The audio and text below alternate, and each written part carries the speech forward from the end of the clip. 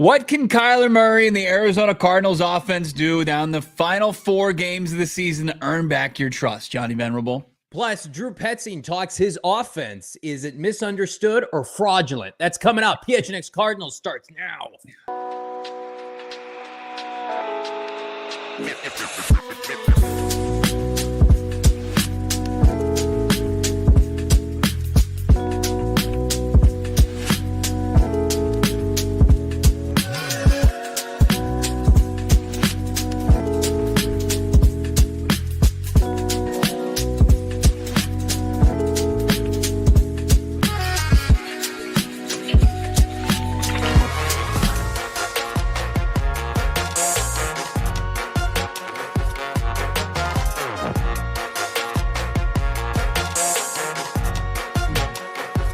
Hello and welcome in live from Studio K, presented by our friends at Circle K.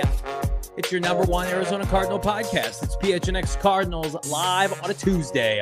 I'm Johnny Venerable, my co-host in Studio K, Mr. Bo Brack. Yeah, there he is. There we are. Hello. Hello, friends. Drop us a like, subscribe wherever you get your podcasts. Leave us a 5-star if you'd be so inclined. And dabble with our presenting sponsor today, Bet365. Arizona Cardinals open up as a 7-point favorite. It's dropped to 4.5. We're going to talk about that and more. Download the app today. Bonus code PHNX365 when you sign up. Bo Brack, I have trust issues in my life. Is it with the quarterback of the Arizona Cardinals? We're going to find out today. Is Kyler Murray being put through the ringer? Is it deserved, Bo Brack? Yeah, we'll absolutely answer that question. Got to say a fond hello to all of our friends in the chat. The chat here live with us on streaming, of course, on so many different services. If you're listening on the podcast, thank you. And of course, the exclusive member Discord via GoPHNX and becoming a diehard Redbird Apocalypse. Fancy Hands Phil, great name. AZ Bro 95.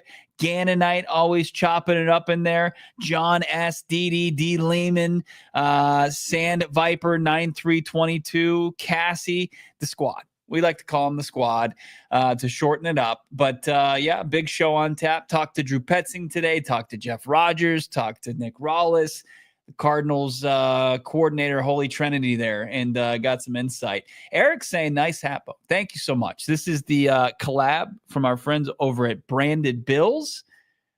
I love it. I do. A little pennant hat with PHNX on it. Tough to beat with a nice looking gray. Perfect for this holiday season. How about this? Our guy Schaff in the chat, diehard the only way to go. Absolutely. Yeah. I'm diehard for the diehards here. PHNX Cardinals. Everybody drop a like. The goal here on a football Tuesday. Let's do 400 likes and call it a day. And what a day we have planned. I can't wait to hear from Drew Petzing later in the show to kind of cure all of our ailments. Hey, Drew, explain to me what's going down post-bye. Not looking good. It's not looking good for Kyler Murray right now. As we sit here, if you would have told me, Bo, I think I was on the record many times this offseason, if Kyler Murray played a full season, very much of the mindset, he's going to break records. Cardinals were going to have a winning record. There were going to be a lot of positives. And while they're still trending toward potentially having a winning record, the statistics aren't there. And the magnifying glass has shined on K1 to the notion that he cannot win meaningful games in December and January. And there was never a scenario in which I thought the team was going to be 6-4 entering the bye. And it was like we were counting it as house money because surely they're going to stack dubs in the second half. And they've done the opposite. They're 0-3, as we all know, post-bye. Kyler Murray, 5 interceptions. We're going to get to his statistics here in a little bit. But I want to pose this question to everybody in the chat. I want everybody to answer kind of in unison. I'm going to pose it to my co-host first. Kyler Murray plays this weekend. He plays the New England Patriots. Is there anything Kyler Murray can do in your mind to start to soften or quiet the critics? Or in a lot of people's mind, is this year already a bust? No, I'm not going to go with the latter there. I think more with the former, that I think just winning football games, winning is the cure-all for any fan base, any organization. You put yourself back in the win column. It starts to make things look a lot nicer. Food tastes better. You feel a little bit more well rested. Things smell nicer. You can put up with a lot more crap. You've got a lot bigger, a lot more bandwidth to deal with, the struggles of life, the holiday season when your team is winning, right? And, I know you're looking at a team that's incoming that's not good, right? They're not, in the standings. They haven't done a whole lot of winning, even though they did it for 2 solid decades, those bastards, the New England Patriots, for so long. But this is a game that, even though it's perceived as, kind of a bunny on the NFL schedule, especially relative to the Cardinals, most of their 2024 slate, this is one of those ones that you got to take care of business. And I think whatever that looks like, people are going to start to kind of ease off, and put their pitchforks away from Kyler Murray. I think you can start to heal that a little bit. Like, is the damage been done so much to where you're going to be able to look back at this season, this offseason as a whole, and say, well, Kyler had his moments early in the season, the first 10 weeks, we really liked what we saw, but then in post-bye, that's concerning, and you start to kind of dissect it that way, that's fine. But I think ultimately he still has the ability, just like he did last year. You got to keep in mind, like, where we were last year at this time, we're coming off, we're going into, we had the Pittsburgh game, right? And then you had the game against Chicago, and people are like, what's going on here? Like, they won in Pittsburgh, but that was a lot of the run game. That was a lot of the defense. Chicago game, it was a very uneven performance. And then, like, the bigger performances came at the end of the year, and that's what kind of gained some traction for the offseason. Still has the ability to do that.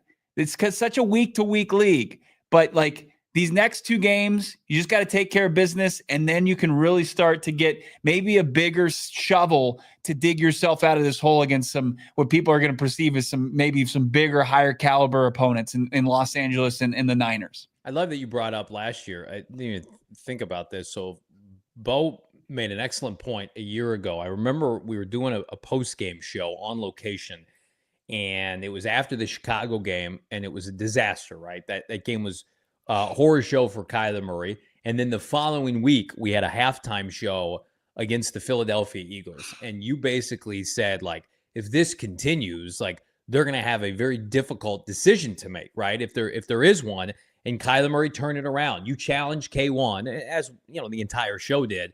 You got to play better. You got to produce. And what happened? He turned around, had a big second half, had his best game statistically against Seattle, and played pretty well in the finale against the Seahawks.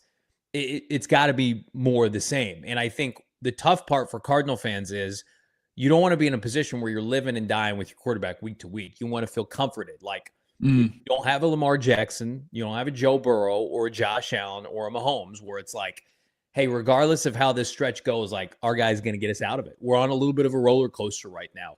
Kyler Murray is closer to a Tua, where the fan base is consistently talking themselves in and out of, to some of those guys in the tier 1. And we've established that now. Like, that can't be argued.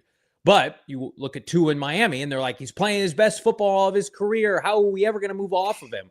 Sounds familiar, right? Very much what was going on with K1 in September and October.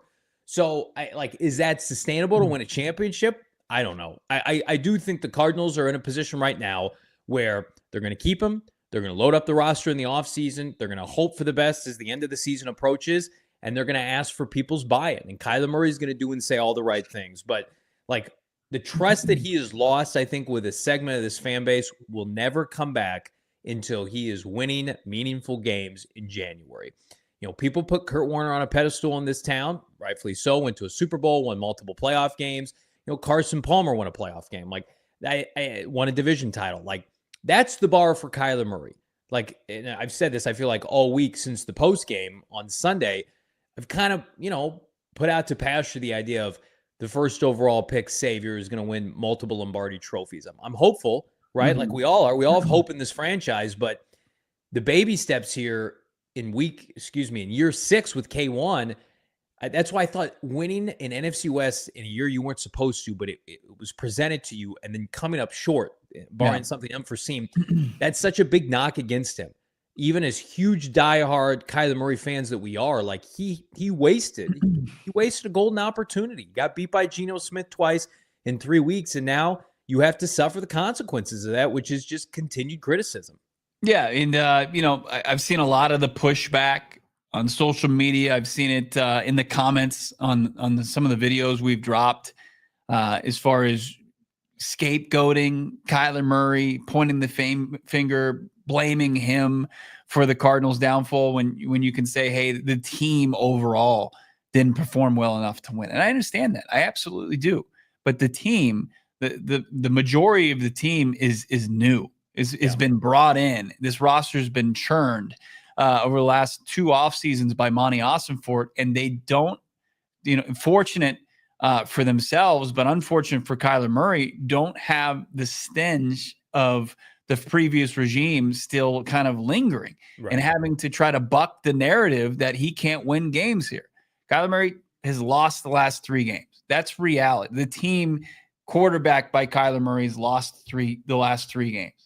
The team, the Cardinals that were quarterbacked by Kyler Murray in 2020 and 2021, they lost big games. And like, if you want to get rid of that narrative, you have to win football games. You can point to penalties from the offensive line. You can point to the defense finally kind of turning back into a pumpkin to an extent against the Seattle Seahawks and giving up, over 100 yards in the first half on the ground, and Geno Smith being so efficient and being able to find receivers with ease and no pass rush.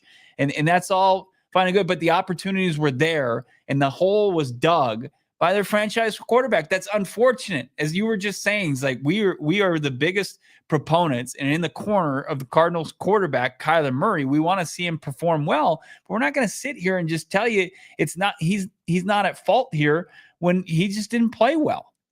And again, like we're not coming out of left field with this. This is a pattern with Kyler Murray that we have to acknowledge now. We will acknowledge. Like, you talk about losing faith. I'm going to bring up 2 games that I'm sure you remember well, not fondly. 2020, the Arizona Cardinals in Week 16 hosted the San Francisco 49ers. They win this game. They go to the playoffs in Cliff Kingsbury's second year. Kyler Murray is at home, albeit it's a pandemic year, and he's hosting a Niner team that was awful, that had lost their quarterback, that was living in Arizona because of the pandemic. They couldn't go back to California. Kyler Murray lost 20-12 to C.J. Beathard. Okay, that happened. So blew the postseason, and then in the next week was injured, had to re-enter that game. But the postseason was there to be secured in Week 16, couldn't get it done. Then the following year, and I was at this game, I was in the press box, Week 18 against Seattle, a Seattle team that had nothing to play for. They were out of the postseason mix. Kyler Murray loses to Russell Wilson 38-30, and I know they scored 30 points. Kyler Murray had 1 touchdown. Russ had 3. And Russ, that was his last game as a Seahawk, coincidentally. You win that game, you win the NFC West. You win that game, you don't have to go on the road to LA. Well, what happened? The Cardinals lost, went to LA and got boat raced. Kyler Murray lost that game. So I think they're in a very difficult spot right now, because I of the mindset that he was undercoached and poorly utilized and had a GM that didn't know how to draft and develop, and it caused him big time. Absolutely. Like, all those things can be true. But now we have real tangible evidence. Like, Kyler Murray just doesn't play well in December and January, save for a couple one-off performances like the Eagles last year, the Cowboys game in 2021 that I was at. He played pretty well. But like, when stuff's on the line and the Cardinals need their quarterback who makes $50 million to come put, I see in the chat, put the Superman cape on, hasn't done it for him. Has not done it for him. But you think about it, Bo, you move off of him, you could become the New York Giants. You could become the Las Vegas Raiders. Well, I'm just saying, that's the alternative, and that's what scares the hell out of people. Well, it's not the only option, right? The best alternative is your quarterback plays better. Correct. Is the skill set. I think they're building the infrastructure. Obviously, you want to see more from a play calling standpoint to help him.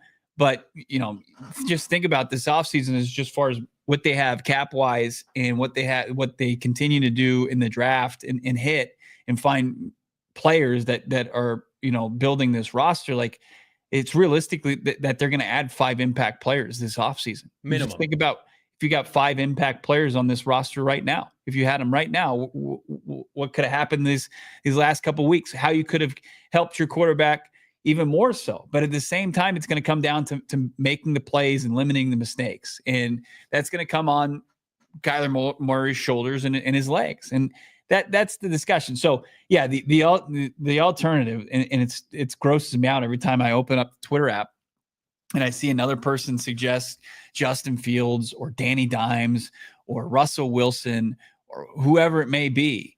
It's just like those guys have not really. I know that it's working with Russ right now, and that's the idea, right? You put the quarterback who you think has a decent skill set in place, and you provide him with a top 5 defense, a good offensive line, and playmakers. Is like plus that's what Hall the Cardinals coach too. By the way, yeah, that's what the Cardinals are building here. So I don't think just swapping Kyler for Russ at 10 years older than you is the solution. It's silly. I saw Michael Penix today. It's like Michael Penix. Kirk Cousins has 8 interceptions over his last 4 games and no touchdowns. And Michael Penix hasn't sniffed the playing field. There's a reason for that. I mean, it was a reason why people looked at him being selected. What was it, 7th overall by the Atlanta Falcons? What the hell are they doing? It's like, it's not going to make a difference. Like, it just comes down to Kyler Murray making the plays, taking care of the football, diagnosing what he's seeing out there. And the people that push back and say he's incapable of that, that's wrong too. It's wrong too. He for 10 weeks of the season, he played very good football. Yep. He played very good football for the majority of the Vikings game. And just unfortunately, he was the better quarterback through 3 quarters. He was. And it's unfortunate that, in crunch time, it fell apart. I don't see anything like, is there concerns? Absolutely. There's concerns. That's why we're having these conversations right now. But at the same time, there is no pivot point this offseason for the Cardinals off of the quarterback. It's going to come down to, can you continue to build around him, and can he continue to reward you by doing so? Let's quickly take a look. These are Kyler Murray's numbers. They're not pretty post-bye. And again, 3 pass TDs to 5 interceptions. Hasn't ran the ball very effectively. No rushing touchdowns. 0-3 record. And then this is the biggest backbreaker. Because early in the year, he wasn't throwing touchdowns, but the Cardinals were efficient in scoring touchdowns. They're not scoring touchdowns right now. They're not. They're kicking too many field goals. Chad Ryland's missing too many field goals. Everything in the red zone, like you think about it, the Cardinals did not convert in the red zone against Seattle. They had a big play by Michael Wilson. They've not been a great red zone team post-bye. So, you're looking at that, and it's like, how is that correctable? And here's what I'm going to tell you. If we could get the graphic off here. The Cardinals play unequivocally 3 of the worst defenses to end the year.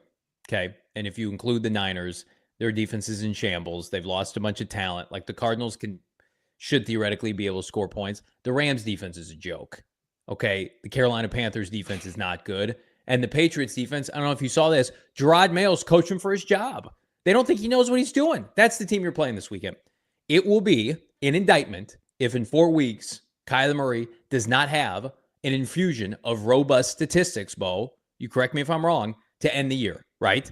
And again, people talk about wins and losses and how do you finish and this, that, the other. If the Cardinals were 0-3 post-bye, but Kyler Murray was losing games like Joe Burrow, guess who we're not talking about today? Yeah. Kyler Murray, right? But they're losing games because they're averaging 15 points per game. It would behoove Kyler Murray and Jonathan Gannon to get this passing game going, to get people feeling good about Marvin Harrison Jr., to please God, the football gods, we pray to you every day, get Trey McBride a flipping touchdown. That's what would cure this team. I love James Conner. We need some passing touchdowns. We need some good mojo. We need an influx of that, and it's got to start this Sunday. You can't put it off anymore. Figure it out. No, there's no more kicking this can down the road. No more, and we'll get into this, another kind of sign that this rookie season for Marvin Harrison Jr. isn't going as planned. But you've got to get that relationship, that connection up to snuff. You have to show progress over the next 4 weeks, especially when it comes to facing, a Carolina Panthers team and the defenses that you mentioned there. When we look at the 3 touchdowns, the 5 interceptions, I mean, you do have to give credit a little bit to the defenses you were playing.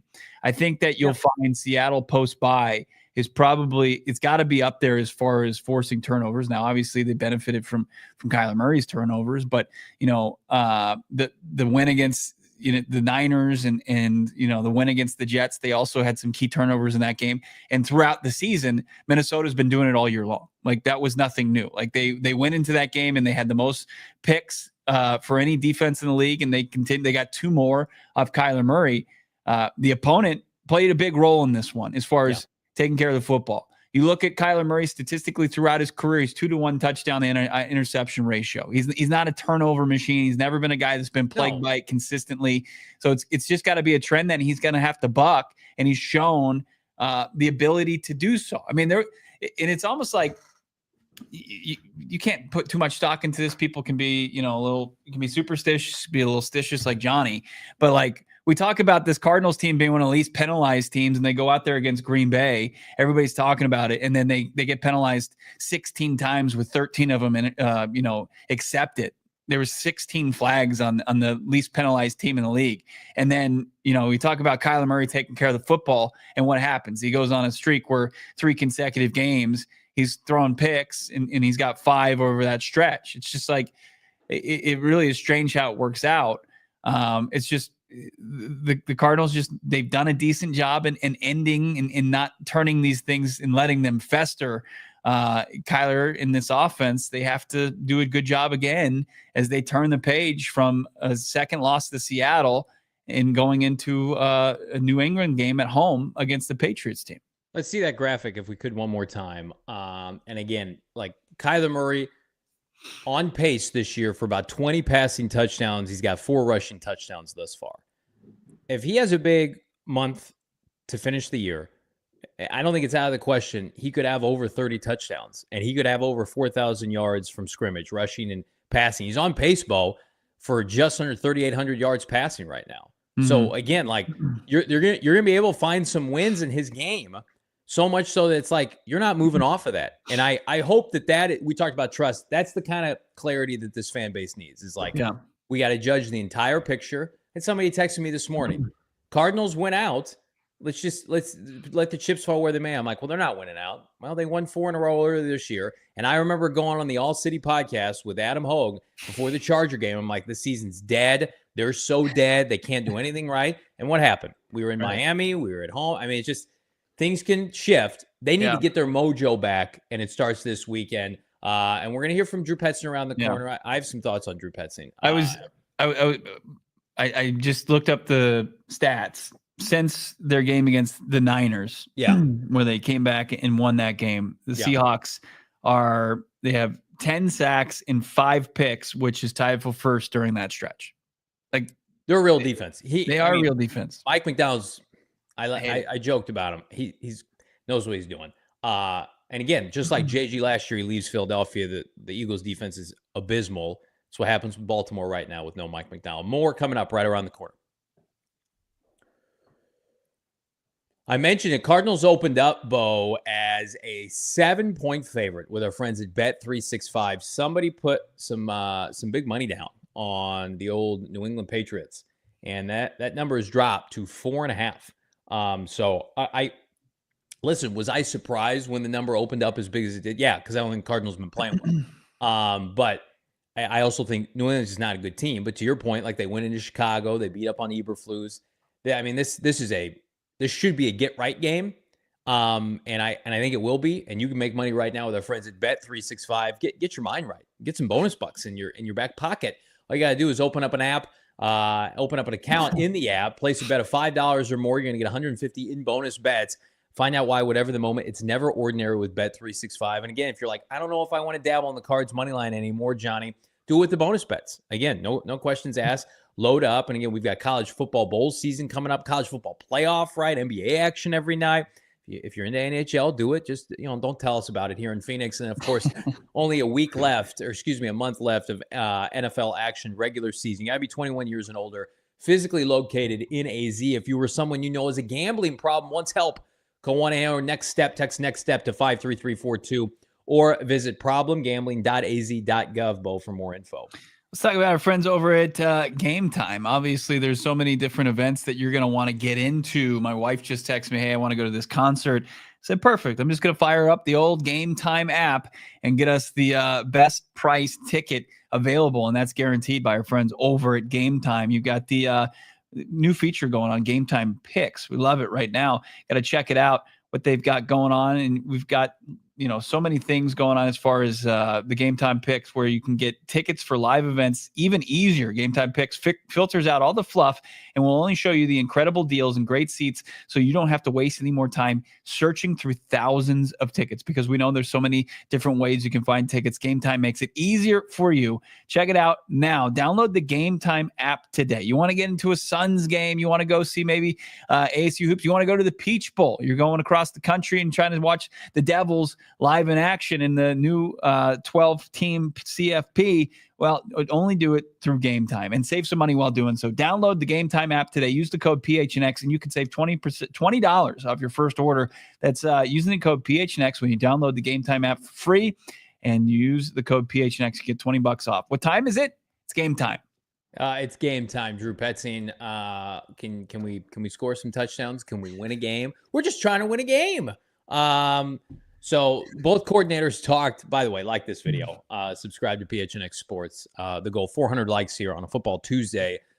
Drew Petzing's presser, a little different received than Nick Rallis on Twitter streets earlier today. I always find it funny when those get posted on my co-host account on PHNX Cardinals, and you can just see with Nick, it's, it's very by the book. People are into it. And then with Drew, it's just like comments, quote tweets. So let's start with the kind of the blamey or the co-conspirator right now with the Cardinals offense, Drew Petzing.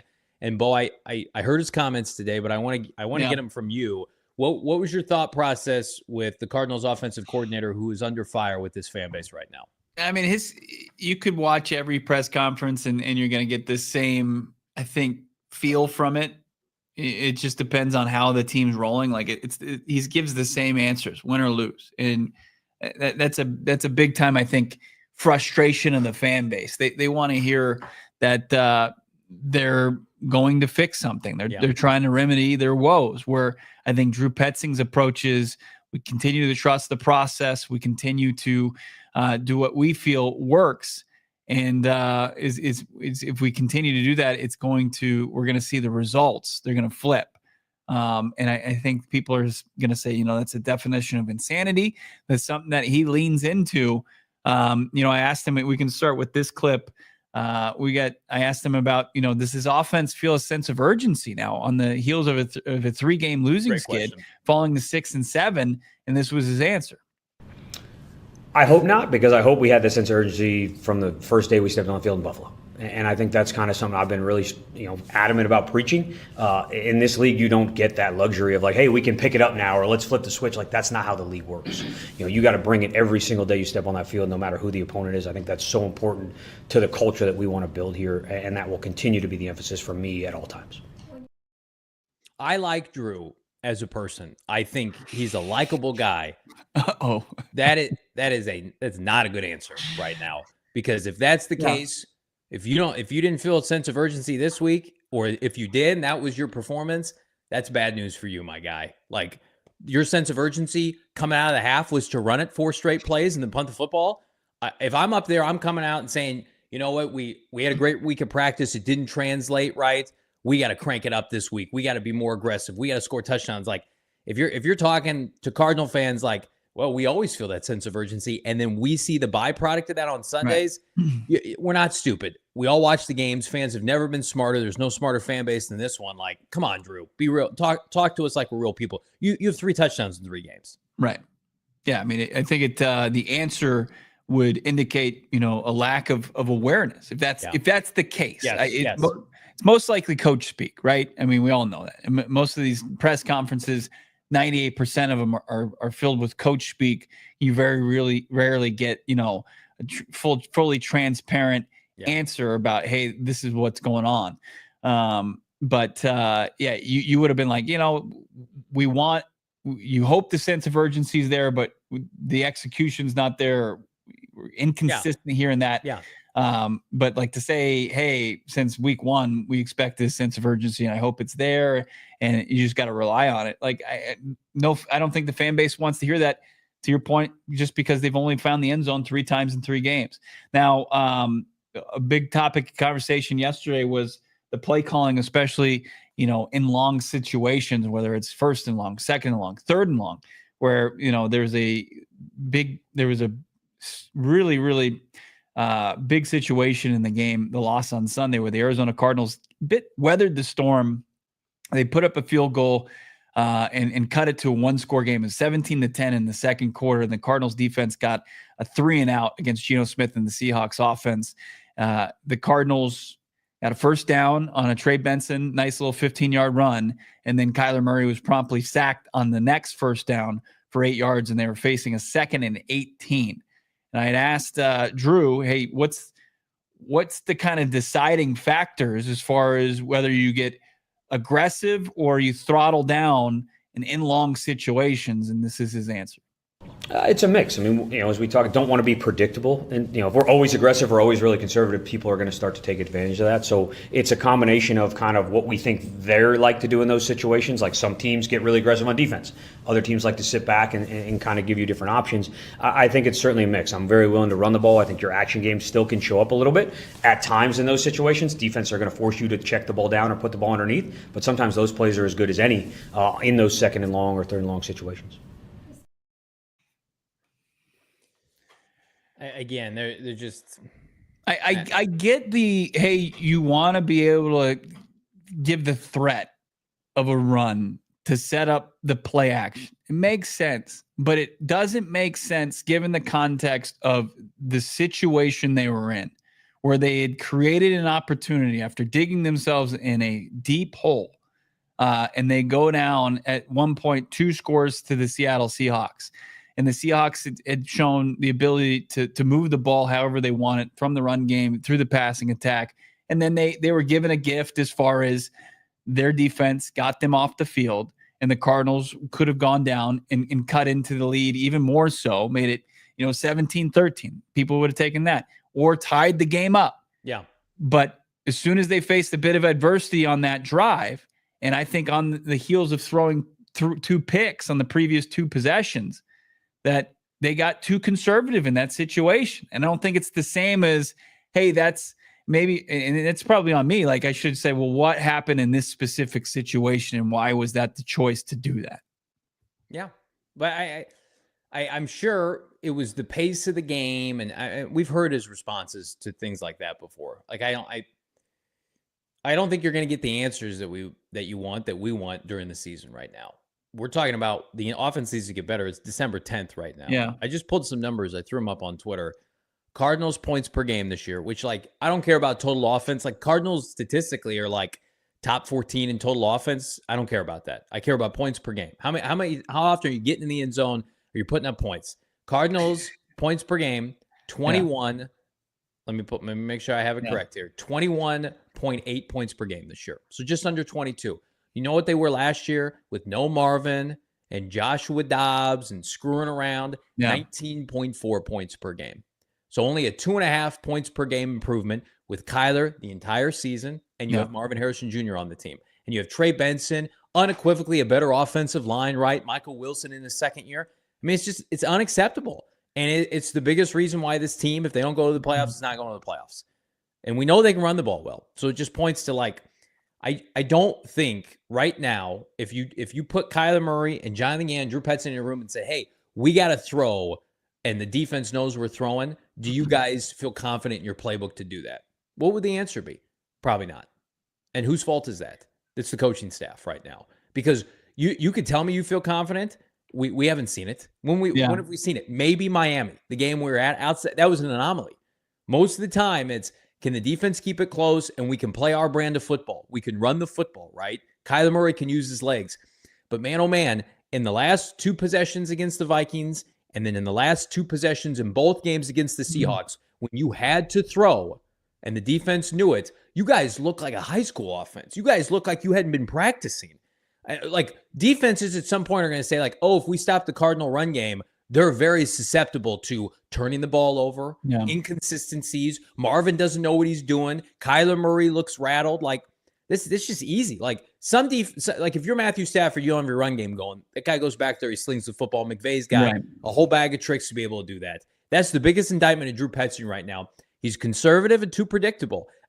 Congratulations on being able to run the football for 200 yards against the Chicago Bears, who now unequivocally might be the worst team in the NFL. Like, legitimately might be a poverty NFL franchise. Now, you've played 3 playoff contenders in 3 weeks, and you've been exposed in every game so far. Yeah. Well, it's like McVay doesn't even have a whole bunch of bag of tricks. It's not very deep. Right. I mean, they just do what they do, and they do it well. Really well. And like, I can understand there's some drives in a game across any level of football where you're setting up and you're trying to play tendencies. The game create some sort of perception of tendencies. Like, hey, they might run here, might set up the play action very well. But when you think of like some of the top offenses and when they're humming, when you think of like the San Francisco 49ers under Kyle Shanahan or, Ben Johnson calling plays for the Detroit Lions, and do you think he's going to let the defense really kind of dictate what he wants to do offensively? I would say no.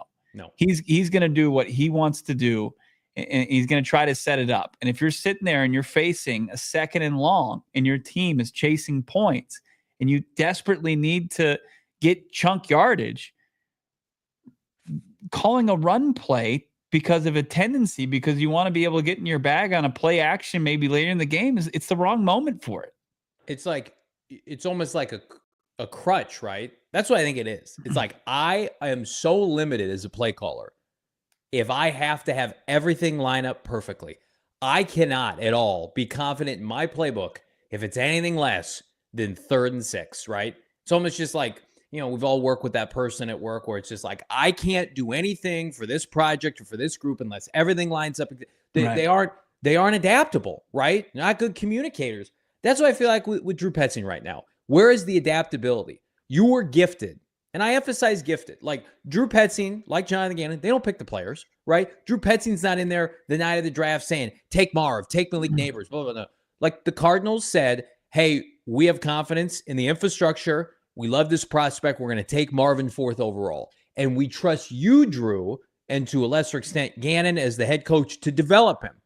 And now we look at it now, and he's on pace for about 800 yards, and this passing game looks as lost as it did in September, and that's an indictment of the play caller. Like, you can put the blame on Marvin and Kyler Murray to some extent, but when your entire, I've been saying this all year, people are probably sick of me saying this, Bo, when your entire passing game looks broken, that's on the play caller. If the Cardinals look refined like Cincinnati or the Rams now, and Marvin wasn't doing his job, then you could look at the player and be like, what the hell? It'd be the same thing I would say for a Nick Rallis coach defensive lineman or cornerback. I know they're coached well. And if you're Sean Murphy Bunting, it's easy to point the finger and say, you're not any good. Get out. I want Max Melton to play. You can't say that about Marvin right now. You can't have a clearly defined resolution of what Marvin Harrison Jr. is, because the guy who's developing him and calling plays clearly has no desire to emphasize the vertical passing game, wide receiver development. He wants to do something very specific, which you can make an argument, and I put this out there, is hampering his development. Like, they're hampering Marvin Harrison Jr.'s development, whether you want to believe that or not. They have to, how do you not turn on the non-Simpsons version of this? How do you not, you could even turn that, and it would be like, hey, look at how Homer is utilizing Lisa Simpson in the passing game. Maybe you can do that. But just watch how Joe Burrow and Zach Taylor and the Bengals get Jamar Chase involved. Yeah. Listen to Tom Brady talk about how he liked to get his top wide receiver involved earlier in games. And we talked about this with Britton Golden game 1 after the Buffalo debacle where Marv has 1 catch for 4 yards, how you just have to get him into rhythm and how they really ramp up Jamar Chase. So at the end of drives, he's killing defenses. He's murdering them. And like that's the caliber of player I think Marv can be, but I don't think he's getting, the opportunities to do so. And we'll see. And it's like, I'm glad that Marv doesn't have the same personality as AJ Brown, because they're dealing with the same situations, I think. But I think you need a little bit of that, right? You don't need to go to the media and just say it's Jalen Hurts' fault or Kyler Murray's fault. Or the play caller's fault that I'm not getting the ball. We might need to hear from He was the best guy around. We might need to hear from Marvin Harrison Sr. He might need to come out. He was the best guy around. Marvin Harrison Sr. Let's get him out here and let's get him on this show or any form of medium just saying, I don't think my son is being used correctly. And let's just sprinkle a little bit of that in. And we'll see how Drew Petzing likes those apples. So, go ahead. Yeah. No, well, I mean, even another big indictment as far as, the Marv Kyler connection was out there again today. We can get into that here on the other side. PHNX Cardinals. Oh, geez. The only thing that perked me up right now is becoming a big boy truck owner. I've been dabbling, I've been looking, and I've been getting a truck education. I've always been too intimidated for obvious reasons. Bo's got his truck on a lift kit, and I was just like, I don't want to be that guy. False. And so thankfully my dear friends at Sanderson Ford out in Glendale, they're taking care of your boy, right? They've got a 65-acre facility that makes this the largest Ford dealership in the nation. And it's not just what they're doing for me, it's what they're doing for everybody else, the less fortunate. They are doing a tremendous Operation Santa Claus right now, giving back to the community. And that's what we love. That's why we talk about our partners like Branded Bills, right? And now, of course, Sanderson Ford. They do good for the people of Arizona, the people of the Valley. Sanderson Ford is America's most awarded Ford dealership for customer satisfaction. If you sit with them for 5 minutes, you'll know what I'm talking about. They give back and they donate to St. Mary's Food Bank, Southwest Autism Research and Resource Center. They do things for military assistance, Special Olympics Arizona, New Life Center campus. They do tons of great stuff. They're much better people than your boys here. Sanderson Ford is a family owned and operated through 3 generations. They thrive on no hassle, no pressure. So again, find a deal that works for you, but also feel good about where your money is going to. Get a 2024 F-150 truck with 3.9% APR financing for just 66 months, plus up to $4,000 cash back. They've got similar savings on over 900 new and pre-owned vehicles. Check them out today, Sanderson Ford. Always a reliable vehicle, so important. So is reliable cell service. And 'tis the season to switch to our friends over at Verizon. That's right. Right now, you can get a $200 Verizon gift card when you switch with the purchase of a select phone on selected unlimited plans. You can start the holiday season off right by getting the great network and use the gift card to start checking off some of the tech gifts off your list, like smartwatches, tablets, headphones, and so much more. I've been a Verizon cell service carrier for 10 years. And I haven't had an issue. Never. I'm just traveling all over the place during the holidays. I'm going to continue to do that. And I have to think twice about, is Verizon going to have bars if I need to make a phone call, if I need to get a tweet out, if I need to text Johnny and see what's up. It's like, hey, man, are you still thinking about a truck? Probably might want to think twice about it. Get maybe a nice compact for yourself. You're just not a truck guy. I can do that with Verizon. I know my texts, my calls are going to get out.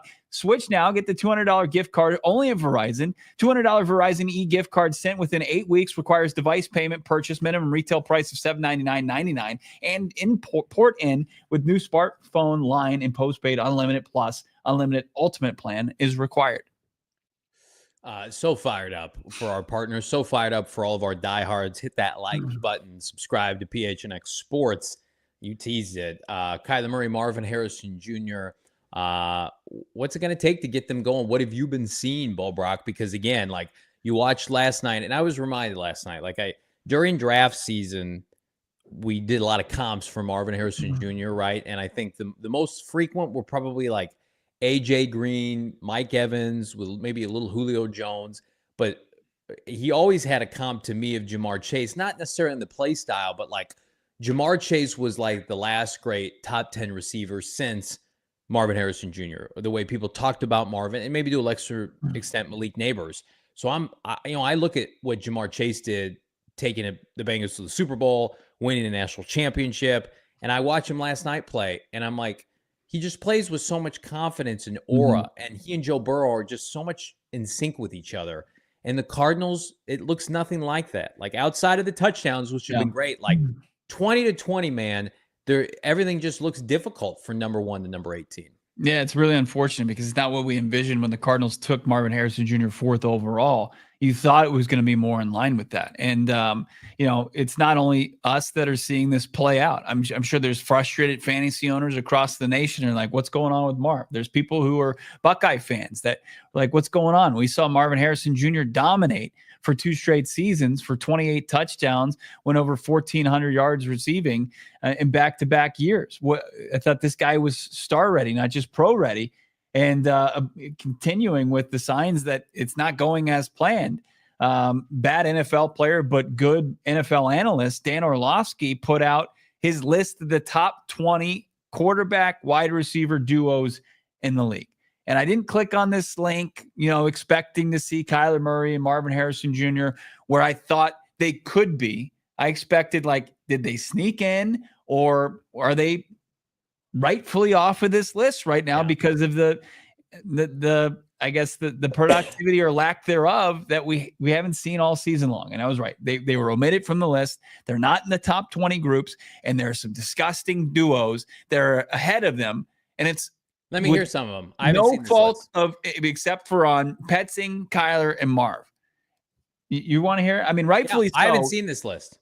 The top duo is the one we were just talking about. Yeah. I think it's undeniable. Joe Burrow, Jamar Chase, it's been great since, they reconnected from their college days at LSU when Jamar Chase was a rookie. He went for over 1,400 yards and 13 touchdowns his rookie season. Number 2 is the feuding duo, which I think I disagree with. It was Jalen Hurts and A.J. Brown. But still, the number's undeniable. 14 catches for 836 and 4 touchdowns. Sam Darnold, Justin Jefferson, that's 3 75 catches for 1,100 yards and 7 touchdowns. Amon-Ra and Jared Goff, 81 for 892 and 10 tutties. Then you start to see like Zay Flowers, Lamar Jackson at 5, CJ Stroud, Nico Collins. This is where you start to get frustrated. Russell Wilson, George Pickens at 7. Undeniably good, but this is a tandem that just started working together, just like Kyler and Marv actually have had less time together than the Cardinals duo. Tua and Tyreek, Jaden and Terry McLaurin, Baker and Mike Evans, Patrick Mahomes and DeAndre Hopkins, who's been in KC for like a second, is 11th on this list. Justin Herbert and Ladd McConkey. This is where you should really start to get mad, because Marvin Harrison Jr. is 10 times the receiver that Ladd McConkey is, just given as far as God-given ability. He should be, outproducing him, but he's not. 57 catches, 800 yards, and 4 touchdowns. Stafford, Puka, Geno, and JSN, Jordan Love, and Romeo Dobbs. I don't think this deserves to be on there. I don't know why it is. It's 15th. This is where you might barf. Kirk Cousins and Darnell Mooney. Kirk Cousins, who has his arm's fallen off. He can't even throw the ball anymore. Kirk Cousins hasn't thrown a touchdown in 4 games. He has 7 interceptions over that time, but he's completed 57 passes for 873 yards, 5 touchdowns. Darnell Mooney. Congrats, I guess. I'm glad. First of all, I'm happy Marvin and Kyler aren't on this list. I don't want them. I want them omitted off every list, off every ranking, and I want people to be like, why? What's going on with Arizona? And I want things to come back, and I want Drew Petzing and company to feel the heat for it. Like that. That's what I want. Here's what I think is happening. I've conjured up a theory that I think good coaches, the best coaches, will take a player and say, you know what? He may not be the best at one singular thing, but I'm going to put him in a position to be successful with what we do. You look at Nick Rollison, he said, you know what? I'm going to take a guy in Mack Wilson Jr. that's bounced around a couple teams, he's a good athlete, and he's going to come and excel on our defense. And guess what? He's doing that. I'm going to take a couple guys like LJ Collier who are afterthoughts, and I'm going to make them productive, right? I'm going to get the most out of these guys. And I think that's what great coaching does. And then I look at Drew Petzing, and he gets gifted the 4th overall pick with Kyler Murray, and he says, Marvin, you're a number 1 receiver. You're going to play X receiver with no questions asked. You're just going to be our X receiver. And maybe Marv wasn't ready to handle all the responsibilities that come with that. So the minute that you decide for like, hey, we got to change things up, what do smart coaches do? We're going to move them around. We're going to put them underneath. We're going to set up screen plays and end arounds. We're going to get quick passes to them. Instead of, we're going to run the most really kind of difficult route tree possible for an X receiver, because that's what should be expected. We have a big enough sample size now that like Maybe, certainly he wasn't ready for that workload. But that doesn't mean you just let him kind of flail around aimlessly for the rest of the year doing that. These are vital reps, especially now this final month. I put this out on my gross little TikTok that I've started. We're repping PHNX Cardinals with the kids. How do you do, fellow kid? It would behoove Monty Ossenford to go to Jonathan Gannon and say, whatever you do it fast and figure this out, because I don't want the cloud of can Marvin and Kyler play together hovering over the offseason, because right now it will. Get that figured out. Obviously, win games. Do what you got to do to win games. But if we're sitting here saying, well, I can't do both at the same time, then somebody's ass deserves to get fired. If you can't win these games without Kyler Murray and Marvin Harrison Jr. on the same page, we got big, big problems. If I'm Monty Ossenford, I'm protecting my investment, and I'm saying, talk to Drew, figure this out. Enough of this demercado on third down. Make it look easy, because it's supposed to be easy. You've had too much time, 13 games. Not where Marvin Harrison Jr. has to draw like an offense. He gets called for an offensive pass interference call because there's such kind of everything, as he said, everything looks just so difficult. That's coaching. That he's having to play defend. He's having to defend what's going on. So I agree.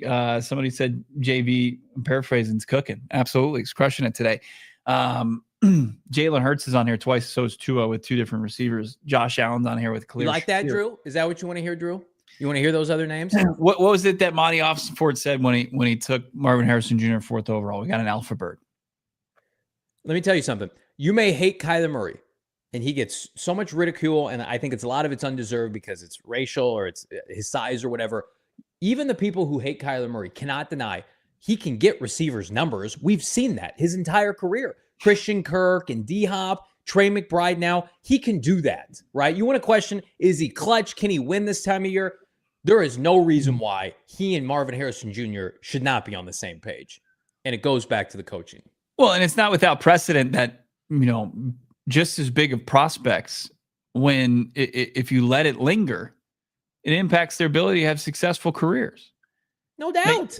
It can create, lose confidence and, just go down the wrong track. And you see guys just, not work in their first spot and maybe find a career resurgence elsewhere. You got to avoid that. He's too talented to waste it. I love James Conner. Don't let this new James Conner deal, Drew, blind you to no, your significant investments are also with who you drafted. Like, I love James, but don't be like, well, you just gave James $19 million. Come on. You have your cake and eat it too. There are offenses that can do both. We got super chats that we want to get to right around the corner.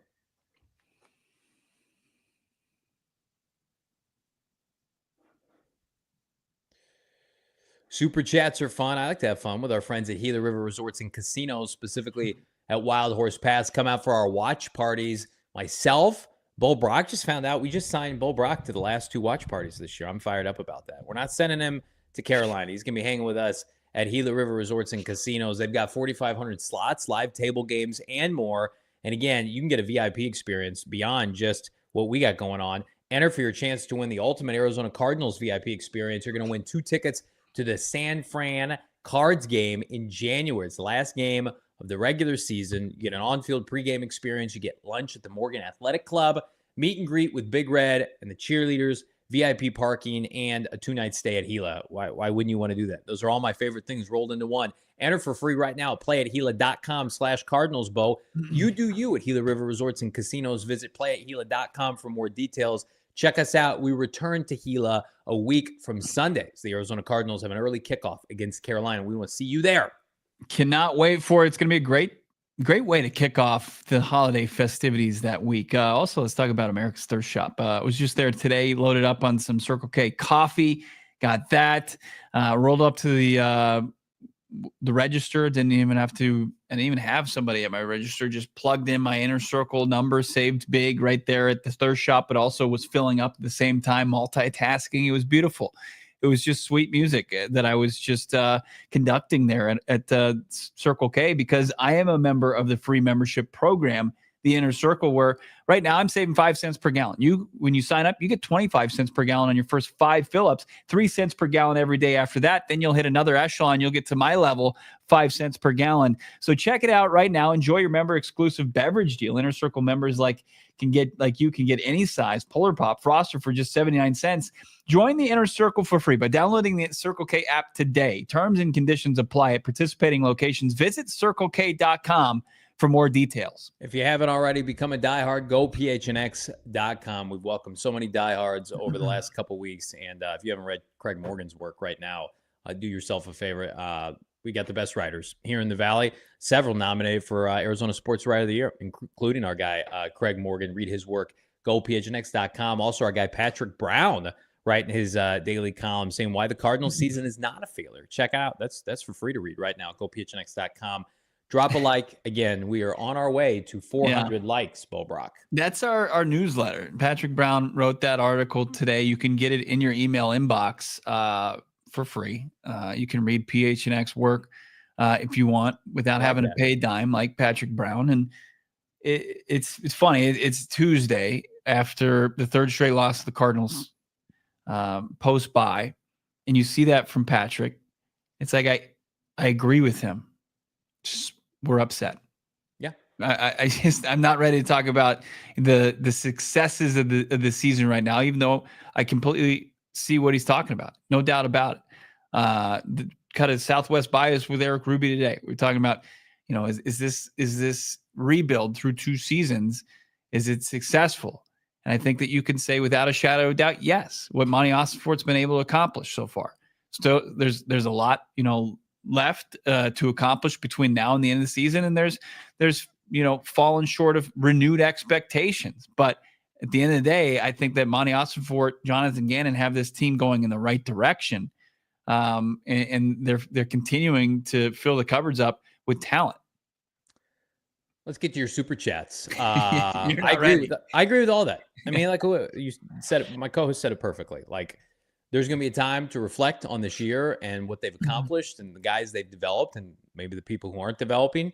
But now's not the time. It's the wound is too fresh. Like they blew the NFC West. The NFC West is there, and they blew it, and they blew it in like dramatic fashion. Like we were coming out of the I remember pre-Thanksgiving, we were it, baby, and now we're out. And that's tough, man. Yeah. But there's still a month left of games to be played, and who knows, crazier things have happened. Joey Kennedy, Bo, $4.99.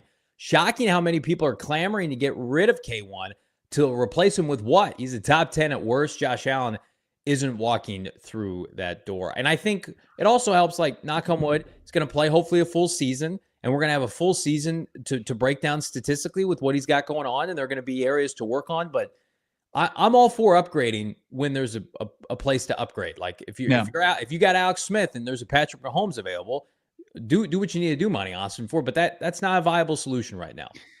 The conversation has become unhinged as far as some of those, move off of Kyler for this and that. And you're a Fields guy. You'll see a guy like Sam Darnold. And it's like, oh, you're gonna couple Sam Darnold with Drew Petzing. You think that's going to go as well as it has with the offensive infrastructure in Minnesota, including the play caller and KOC? Is just like, I think it's a bit naive. Like now you're completely just sold on Sam Darnold. Even though I think Sam Darnold's played great given his, and he's been able to write his career, like good on him, but it's not like he's not going to be able to go back, I think, into any situation and be successful. That's not the type of guy he is. He's proven that at this point.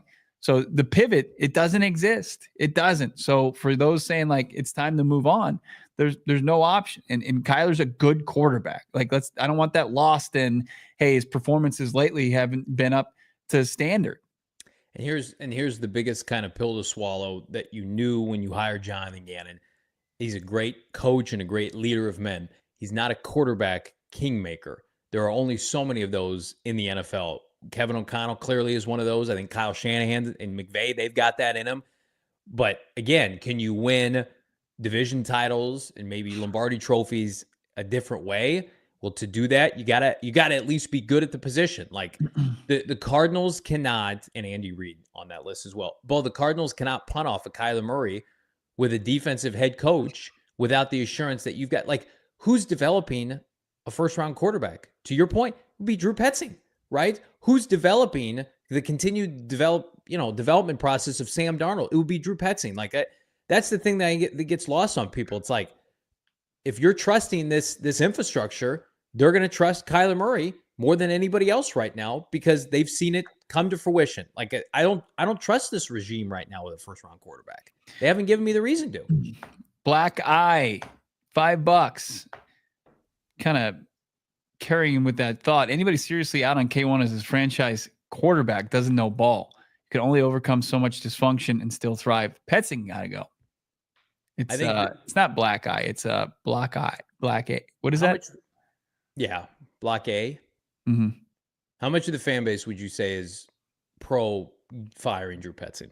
If you had to see based on your Twitter and our chat as a litmus test. Oh, it's an overwhelming amount. Like 90%. I feel like I don't know about 90%, but I would say it's majority are more into Drew Petzing being out. But I'll say this, I don't think it's happening.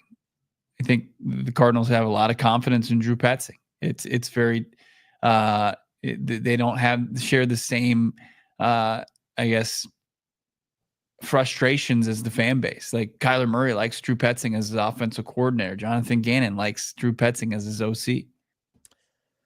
Hayden, just $2 showing some love. Benching Beacham demotivated the locker room, the offensive line. You're not going to get a thumbs up from Bo Brock on that. Hayden, I would not have made the switch. I'm with you. I think, listen, you can put out Jonah Williams' PFF grades, and they've been solid since he came back. But then you watch the game with his eyes. He wasn't good against Seattle last week. He wasn't good against. He was good against the Vikings. He had a decent game against the Vikings. But I was told, like, hey, Jonah Williams is an A+ run blocker. Guess what the Cardinals haven't been able to do since he came back? Really run the football effectively, especially against Seattle. So I would have rode with Kelvin Beachum until it stopped working. It's like Bo's ready to take out of a starter in the 7th inning who's thrown 80 pitches because, hey, we got a great bullpen and this guy's throwing a no-hitter. Like, I would have ridden Kelvin Beachum until it stopped working. And I wonder if there's part of them that regrets doing it. No, I don't think there is. I don't think that this is a Jonah Williams problem whatsoever. And the offensive line's not been playing. The offensive line likes Jonah Williams just as much as I like Grandpa and Kelvin Beachum. They do. What did Grandpa do to you? Tell us. And Kelvin Beachum didn't hold 3 times like Paris Johnson Jr., who's on the opposite side of the line. No, Paris has to play better. Paris against the Seahawks has had his 2 worst performances, I think, in his career. Yeah, they got to bounce back. That's not on Jonah Williams. Illa Dre, $1.99. Love our guy, Illa Dre. Best podcast, hands down. We got Noah behind the Mac today. I think do you feel that same way after just doing our show for like 50 minutes so far? Yeah. Best podcast, him down? I don't know if you guys heard that. He said, yeah. I forgot to tell our audience, if you're still watching on streaming partners, and jump on over, gophnx.com. Whoopsies. Like this video, subscribe to PHNX Sports on YouTube. Oops. Whoops. Sick of my job, $20. Thank you so much. Sick of my job. I'm not sick of my job. Love doing the show with my co-host Bo. Call off the search. We found MP. He's alive. He's out here taking shots at Marvin Harrison Jr. And saying Roma Dunze is elite after his 2 touchdown performance. The Bears, MP, I'm going to say this with all due respect, outside of the Jets, are the worst franchise in the NFL. The McCaskies could not be more incompetent. You will not get a good head coach. You will ruin Caleb Williams. It has never been more over. The rest of the division owns you. Kevin O'Connell is your daddy. The Packers franchise basically has, resonance in Hallis Hall. They own you. You're broken. But thank you for the engagement. We appreciate it. Oh man, that's some harsh truths right there. Dunze had 2 touchdowns after they had 4 yards of total offense in the first half. They kept Saul Bookman out of Waffle House. Roma Dunze did. How about Saul playing Roma Dunze in a pivotal Waffle House matchup, just completely rolling the dice? That's tough. Yeah.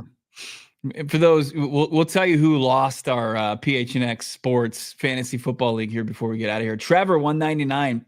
Petzing seems like he will not take accountability.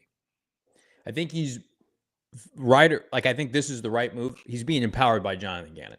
Jonathan Gannon is backing his coaches. He loves Drew Petzing. He loves Nick Rallis until he starts to feel the heat from his head coach. Like I hope Jonathan Gannon knows where his allegiance are best served. I trust that he does, but I mean, he's lost some games this year because of his OC. Josh, $10. Thank you, Josh. Not calling for Kyler's job, but how much longer does he get to prove himself? Second half collapses are unacceptable. When will Monty feel pressured to move off of Kyler to preserve his job? I think he gets minimum next year. I think there's a chance. Hopefully, the Cardinals have a winning record this year, and when we see Monty Ossenford and the minimal times he has to speak to the media, you know what he's going to say? I'm excited about building off of our winning record in 2024. And that's what Michael Bidwell cares about. And you just want to see progress. There's a reason Robert Saleh got fired. He went 7-10 for 3 years and then flamed out. Ossenford's, I mean, they're going to double minimum their win total from last year if they win these next 2 games. And they're going to judge the season as a whole. So if they feel like they've gotten to a ceiling, I'm going to tell you right now, was that Kyle? Who had that last super chat? I apologize. I missed that. If they feel like they have a Super Bowl division title contending roster and Kyler Murray is holding them back, that will be the time to pivot. But that is not the case right now. But you can bet your arse this offseason, they're going to make headline move after headline move. They're going to spend all the money. They're going to re-sign Trey McBride, and they're going to be like, we're ready to roll. And if Kyler Murray matches that, great. Then he's under contract, and they'll roll with him. If he doesn't, they'll get somebody else. They'll feel like, we got to maximize this. Let's go get a veteran. Let's go get another rookie. Let's develop. But yeah, that's where they're at. This is not a Super Bowl roster this year. Yeah. And Kyler Murray's not the problem. If Dylan Gabriel's sitting there in the 3rd round, do you pick him up? Do you pick up the Heisman candidate? Do you add him to your roster? Like, I know it's going to be asked as far as this offseason, would they be considered drafting a quarterback? They drafted Clayton Tune fifth round. I don't want Monty Ossenford's going to say, hey, we evaluate all positions. I guarantee it. You can lock that in. He's going to say that. It's minus money that he's going to say we evaluate every position. We scout every position. And they're going to look to improve the roster in any way they can. I don't want another. I love Kyler Murray. I think he's one of one. I don't want another undersized quarterback if they move off Kyler Murray. I don't want that. It was just an example. I wasn't just I don't have a love affair with Dylan Gabriel. Sports Hero, $2. Like I said before, Marvin needs caffeine pregame. You want to give him some smelling salts, get him juiced up, ready to go? I went back like a sick man and I watched the highlights where he torched that all-time Georgia defense 2 years ago. And they remember they took him out late in the game and it cost Ohio State really a national championship 2 years ago. Marvin Harrison Jr. is so flippin' good, and it just pains me that the Cardinals just cannot unlock him. Like, maybe he needs to be more into the games, 100%. Like, he's got a part to play in this, but the best coaching gets the best out of the players, man. That's Drew. No one wants to hear Drew Petzing say it's Marvin Harrison Jr.'s fault. And he's not saying that, but that's indirectly what's being said. Is like, hey, we're ready to go. We don't need to increase our sense of urgency. It's like, no, you're not getting the most of him. Figure that out. Free Matter for the Blind. Good to see Free Matter for the Blind in the chat. He's a loyal viewer. $5 after watching Petzing's press conference today. I think it's officially time for him to go before February. Will you, Bo, go on the record after the finale in Week 18 of whether or not you believe, not that we think he's going to be fired, but will you tell us if you believe he should be fired? Sure. I think I'll tell you that like right now. I don't think he should be fired. Got it. But you hold an opportunity to revise that after these next 4 games. I told you what, there has to be kind of like a true bottoming out from this offense. And like this 3-week stretch doesn't help. It can be part of that whole, how I look back on it. Like if this continues and they're scoring 1 touchdown a game, that's going to play into it for sure. If they are not averaging at least 26 to 28 points per game during this stretch of like bad defenses, horrendous teams the next 2 weeks.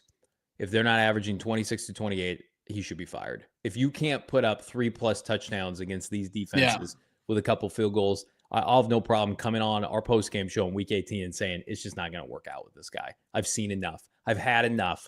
And a lot of it is the optics, Bo.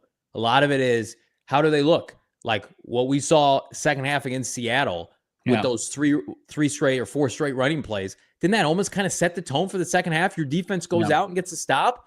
If it's a lot of that, then everybody will be able to say collectively, I've had enough. Please find somebody else to do this. He should be employed. He did a nice job taking the training wheels off last year for a team that stripped it down, but he clearly cannot elevate elite level talent to even get to their baseline level of their play. Like Marvin Harrison Jr., I think to the common fan is grossly underachieving this year. Yeah. What do we got here? Who is this? I can't see it. Ed. Yeah, Ed Weird OL. Would 9-8 record be considered a success? We talked about this yesterday, Johnny. There's different versions of 9-8. So if the Cardinals go 3-1 down the stretch, they take care of business against the Patriots, the Panthers, and they lose one of the games to the Rams and the Niners. I think that looks pretty damn good, right? If they go 9-8 and they lose one of these next 2 games and get a game against, they take care of business against the Niners because they've given up hope in the finale of the season, and somehow get a Rams team in week 17. I think that's like they continue to fumble the bag too much to where you're like, I'm disappointed with this 9-8. I think there's no scenario in which I am not content with 9-8 because you're either finishing the year beating the Rams or the Niners, or you're sweeping both of them for the season and you have a fluke loss one of the next 2 weeks. Like it would be unbearable if they lost this week and then they won 3 in a row. Like that'd be any of these 2 weeks would be unbearable. I'm going to tell you, if they make 9-8, it's a successful season. Here's what I will tell you though, unequivocally, and we mentioned this yesterday, and we have to beat this horse to death. If they win these next 2 games, but they lose the last 2 games of the year and they finish 2-4 in the division after starting 2-0, it's a massive, massive red flag and a huge indictment on the coaching staff and Kyler Murray. You cannot, under any circumstances, put up L's against McVay and Shanahan, especially with the state of that Niner team. They can't come into your building week 18 and beat you. Yeah. Like I think it would be too reminiscent of a couple of the games you mentioned earlier in the show. Tune up the flipping band, get the big Ford F-150 rolling these next 2 weeks, get your offense flipping figured out, and then play your best football at the end of the year. It is an indictment on the coaching staff if they are not continuing to trend up. That's what we talk about all the time. Real quick, I don't want to go on another rant here. Cliff Kingsbury's teams would do this, right? They were built on a house of straw, right? Where old players got hurt. They couldn't make it through the season. They limped to the finish line, right? Kyler Murray would regress. I have been sold. This fan base has been sold on what, Bo? Youth and development. What should happen theoretically if you're playing young players like Paris and Marvin and Trey, and defensively you got Garrett Williams and Max Melton? All those players should be ascending by the time December and January hits. If they're not and they're regressing, that's a coaching problem. That's not a player problem. That's a coaching problem. So if we're sitting here and they look worse than they did in October, it's going to be some very difficult conversation. I don't care about 8-9 when you entered the bye week 6-4. Right. Because, just like Cliff Kingsbury, when he started 10-2 and he finished 11-5, nobody cared that he won 11 games. Yeah. I mean, you go to get to 9-8, you got to go 3-1. You'd go 3-1. What is that? 3-4 out of the bye. Still tough pill to swallow. But you finished finished on a high note. They have to finish on a high note. They do. Especially offensively. And that's the big key. Big thank you to everybody that tuned in today. Of course, make sure you like super chat. Hang this on one video. second. Yeah, let's jump in there with that super chat. Our guy Z Warlock. $5, Johnny. Aside from injuries, Bo, I don't understand why the Cardinals regress. The team should be getting better throughout the season. Wow, it's like perfectly tuned up. They can't regress, Z Warlock.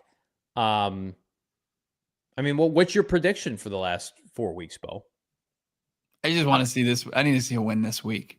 Okay. If they can come out and they can have a little juice this week and take down a bad opponent, and then, do that the next week, then we'll revisit with the next 2 weeks. But it's tough to get a pulse of this team, week in and week out. I mean, you thought that they were going to be able to kind of right things this previous game against the Seahawks, and they didn't. I mean, they won 4 straight, and then they lost 3 straight. So it's so Jekyll and Hyde. You're facing Gerard Mayo and Bryce Young the next. Got it. Yeah. Figure it out, bro. Like this video, subscribe, Bo, on YouTube here. So much good content right now. ASU in the thick of things. College football playoff. Got Suns tipping off, I think, later tonight. And then we get the hot stove cooking up with our friends PHNX Diamondbacks. You did tease Waffle House. Who is the unlucky? Yeah, speaking of D-backs, coming up at the top of the hour, Derek Montilla is now the mayor of Waffle House. Congratulations, you played yourself. If those were paying attention, we've had the previous year's champion, who was Derek, credit where it's deserved, and then Saul Bookman the year before that. The next year they go to Waffle House. And our boy, Johnny Venerable, he had the old backdoor steak into the playoffs last night. Jamar Chase got it done for him. And he's going to the postseason. He's a very dangerous team, number 1 in points. So excited to see if Johnny could bring a ship to this humble podcast. The most humble, we've been told. Yes, and regardless, we will be represented in the semifinals because I play one Damon Dog this weekend. Sweet baby Dame. And I owe him an ass kicking. Wait, you guys are playing each other this week? Yes. No, and people are like, where's Damon? Well, there's your answer. Ducking me. He's been fired. Hit that like button, subscribe to PHNX Sports. We're back on a football Wednesday. We got Baldy lined up this week. I believe so. Baldy every Wednesday. So looking forward to talking to the bald one. I got a kids' Christmas show to go to. So everybody say, give me some good mojo here. As I'm going to go endure about an hour of kids pageantry. Christmas boy. Big thanks to everybody today. For Bo Brack, I'm Johnny Venerable. We're back on a Wednesday. Peace. We all silly like the mayor.